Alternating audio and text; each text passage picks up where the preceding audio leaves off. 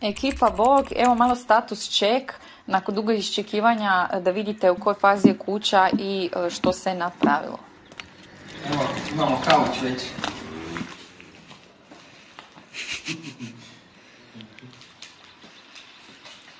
Ovoga puta došli smo samo škicnuti u kojoj fazi je kuća, u kojoj fazi je krov. Malo ću kasnije pričati o detaljima toga svega, što i kako je napravljeno, gdje smo nešto uočili i naravno o samom krovu. Pa evo malo vizure kako kućica izgleda. Svaki dan što smo mi bili tamo zapravo se to lagano i nicalo. Krov je betonski, zbog toga gore ide ova oplata. A evo sad ću to prošetati da vi malo i vidite ovaj gornji kat koji se napravio i kako to sve skupa izgleda.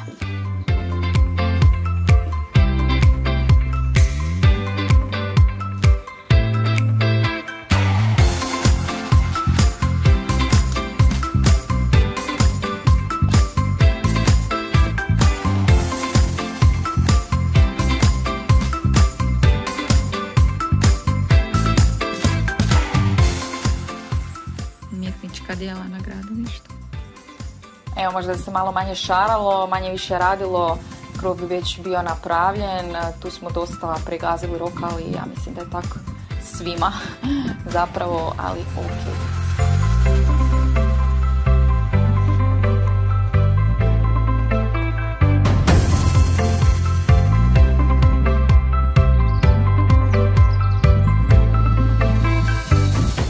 S obzirom da su nam otvori gotovi, da se sada radi na krovu, mi smo se odlučili vratiti u Zagreb i pozabaviti detaljnije malo narudžbom prozora.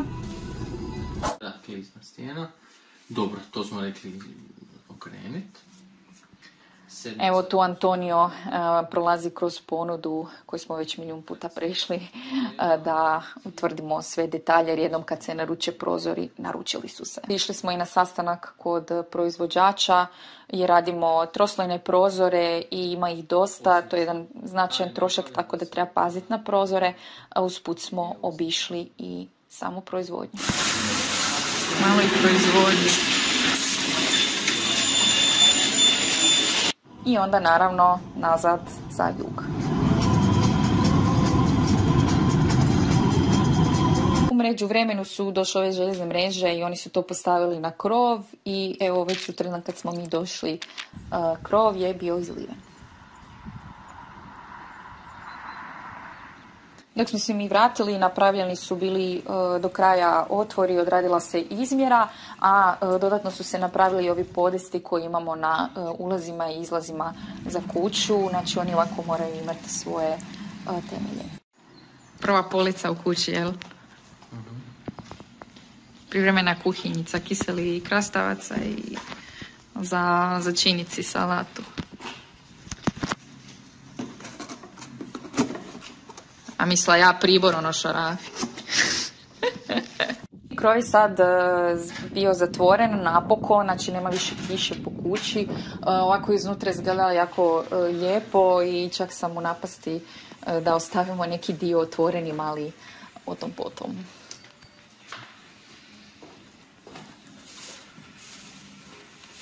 Tu konkretno na ovom podestu su nam zatvorili, odnosno napravili su dodatno jedan bočni nadtemeljni zid, a tu nam je trebala prolaziti kanalizacija, tako da eto, dođite na gradilište obavezno radi takvih stvari. U međuvremenu također smo morali promijeniti i detalj krova, tako da osim betona krov će sad imati nekakve drvene grede koje su ovim putem također došle, što možete tu sad vidjeti u ovom sljedećem kadru koji vam Antonio snima. A kasnije objašnjujem detaljno što i zašto smo ga mijenjali i na koji način.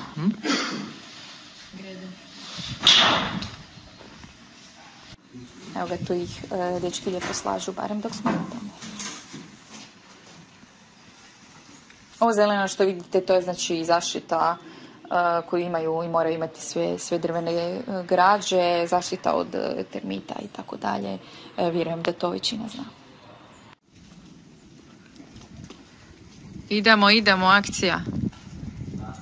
Ok, a ovaj puta nismo došli samo gledati, nego smo došli napokon i raditi instalacije.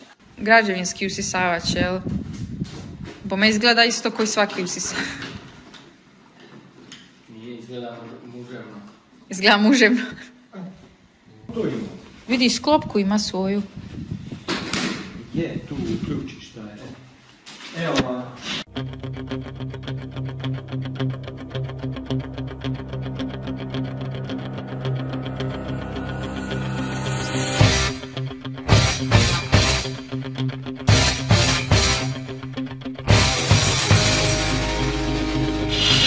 Ne daju mi da pilim ciglu jer kažu da sam ja žensko i da je malo preteška ta pila za mene. Pa ću vam ja objasniti jedan detalj ovdje na balkonu, odnosno razlika između toga kad vam se nešto izgradi i kad nešto gledate na podcrtu. Ok, ova nam je lođica i ona je super, ima 5 kvadrata i to sve. Međutim, ovdje nam je spavaća soba. I sad treba računati da je ova soba je šira, ali je malo plitka, zato što ovdje dolaze vrata, balkonska, jel, koji se izlazi. Sad ako tamo imamo ravno krevet, onda između zapravo tih vrata i kreveta nemamo tako puno prostora, imamo nekih 70 cm, sasvim dovoljno za prolaz, ali nama možda izgledalo malo tjesno. I onda smo primijetili da ovaj stup, naime, on je tu točno na sredini krova, međutim ne poklapa se sa stranicama donjega zida, znači malo je smaknut. Što mi naravno inicijalno nismo primijetili na samome tlocrtu, niti na 3D-u, ko bi rekao, nije vam uočljivo. I smatrali smo da bi možda bilo bolje da je to izravnato. I sad sam se javila arhitektu i rekla zašto to nismo izravnali, dobili bi malo više sobe, tu malo nam je plitko, ne mogu staviti ništa ispod kreveta, mogu jedva proći, malo je nezgodno kad otvaraš vrata i tako to. I onda arhitekt rekao, računaj da ovdje imaš izolaciju od 20 cm, znači dosta debeli zid, i da smo ovo pomaknuli još tih 50 cm, jel? Znači, recimo tu di je ovo, znači tu je taj nosivi stup, znači mi smo predložili zašto to nije pomaknuto još taman tu. I on je rekao imao bi zapravo premalu lođicu i to vam ne bi bilo super, zato što ne bi ovaj prostor bio specijalno iskoristiv, a ova soba je dalje iskoristiva, dobra i realno imaš mjesta za proći. Ono što je jako važno je da u projektu vam sve bude ucrtano, znači u smislu namještaj, nek vam bude u stvarnom mjerilu. Znači koliko zauzima, da toliko bude točno u podcrtu, a ne nešto nerealno.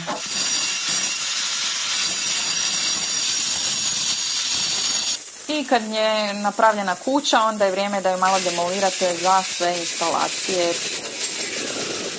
Uvijek je bitno gledati, kad staviš nešto, da je ono ispod. Tako.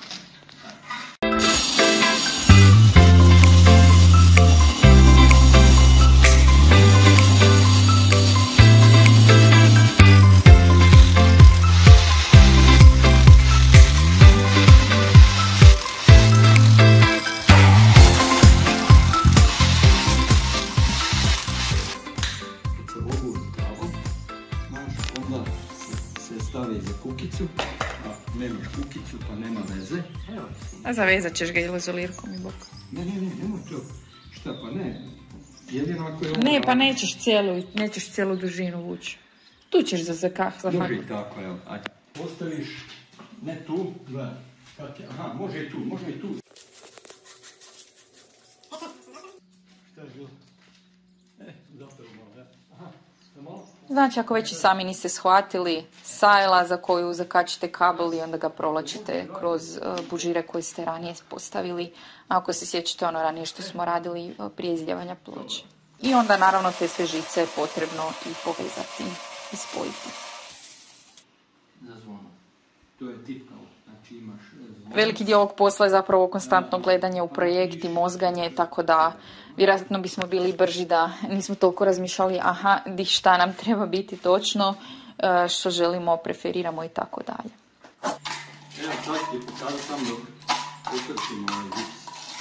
Znači, bužir kada stavite i te požbukne utičnice, zapravo ih morate ovako zagipsati u zid da bi one stajale i kroz njih se onda, tu se stave kablovi i onda je tek soba gotova.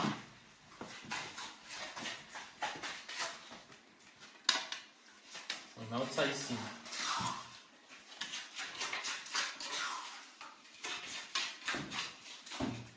Ime Oca i Sina i Duha Svetoga. Cijeli ovaj donji kat radili smo pa sigurno jedno tjedan dana od jutra do mraka, naravno do kad je primjereno. A evo, imali smo, naša noćna lampa je privukla i neke goste. Danas malo ljepše vrijeme. Objasnit ću vam situaciju sa krovom. Što se dogodilo i što smo tu morali. Morali smo naime promijeniti zapravo skroz konstrukciju krova. Dva su razloga za to. Prvi razlog je što smo u prvoj verziji krova zapravo imali skriveni žlijeb, odnosno oluk, i to je značilo zapravo da, pošto imamo preko dosta izolacije svega, u slučaju nekakvog sanacija ili sličnog bi imali dosta gadnu situaciju sa razbijanjem izolacije, zida, fasade i tako dalje. Onda smo odlučili da nam je zapravo sigurnija opcija da se oluk stavi van. Sad će neko reći, ok, ako se izvede dobro, onda je sve dobro, je, ali računajte jake kiše, smeće upada, to da se za par godina nešto dogodi je sasvim zapravo normalno.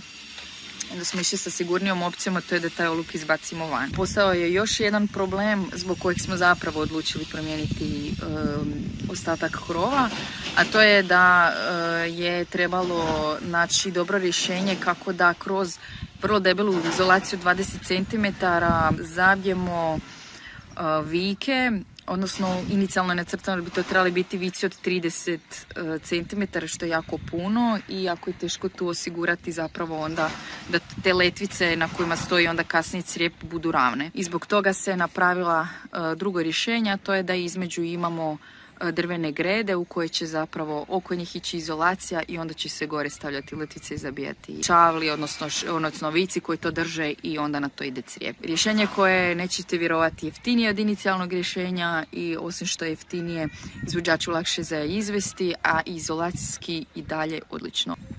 Što znači da sad imamo kombinaciju betonsko-drvenog krova, znači dolje beton, gore drvene grede i onda na to crijep. Ako to izgleda, sad tu se još vidi ova izolacija nakon što su skinuli oplatu i lagano kreće ova drvena konstrukcija gdje ide izolacija i onda gore crijep, kao što sam rekla. Izolaciju su dečki naravno ovako lijepo pobacali tu ispred kuće as usual i ovdje vidite kako se već radi lagano konstrukcija do OSB ploče. Ranije smo imali samo nosivost kroz izolaciju, što nije bilo dovoljno dobro, tako da smo to izmijenili. Sunčano je. Čale je onda otišao nazad na kontinent nešto odraditi, a mi smo umeđu vremenu otišli po još materijala koji nam je falio, između ostalog i nekakve kablove. Koksijalni 0,53. Za TV, jel? Da. Aha. Više razmišljao o drugim stvarima, nek se mogu fokusirati na ovo i da to napravimo do kraja. I onda smo ponovo ubacili u petu, kupili sad živi materijal koji nam je trebao da dovršimo taj donji kat barem. Imaš to i ako hoćeš, s onim gejkom za bušenje. S njom napravim glavne rupe i onda...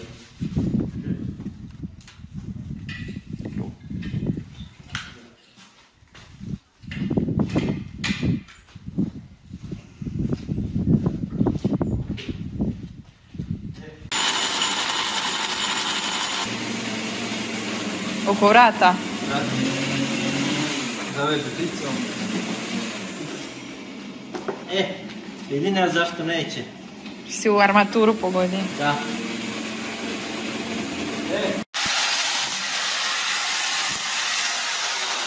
Taman sam te htjela pitat kako se rješava ova situacija sa Je, može se brusilicom to izrezat, ali u ovom slučaju možemo cijev ispod i to je. Bravo.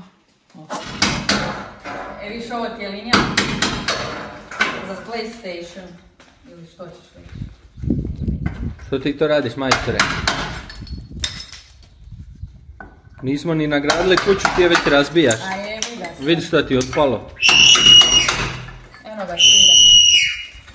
Sudac svira kraj. Ovaj zvuk koji ste čuli je klasično kada puknete u bužilj da čujete da vam nije negdje priklješten. Dok smo radili, obišao nas je jedan tražitelj posla. Dođo iz Indije ili Pakistana ili ko zna otkud. I kaže da moram staviti cimenat iza modula. Ujebote, dobro da ti je rekao, stari. Dobro da ti je rekao. Traži čovjek posao, ali jebi ga. Ne možemo ga mi zaposliti. To bi bilo ilegalno. Je, izašla ti je. Zato treba preživiti da zaširu cijev. Super. Dobro.